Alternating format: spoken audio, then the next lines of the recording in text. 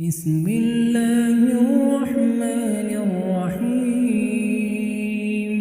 إن إبراهيم كان أمة قانتا لله حنيفا ولم يك من المشركين شاكرا لأنعمه اجتباه وهداه إلى صراط مستقيم وآتيناه في الدنيا حسنة وإنه في الآخرة لمن الصالحين ثم أوحينا إليك أن اتبع ملة إبراهيم حنيفا وما كان من المشركين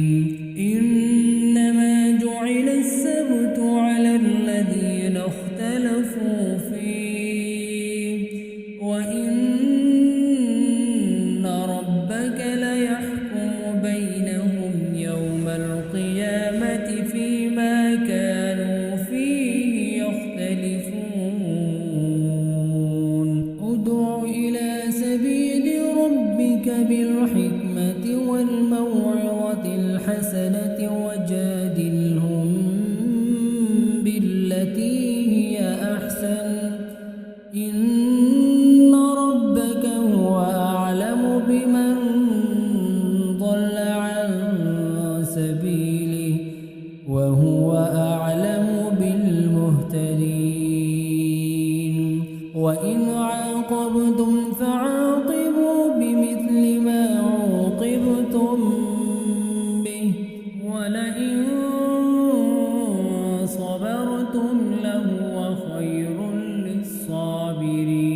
للصابرين واصبر وما صبرك إلا بالله ولا تحزن عليهم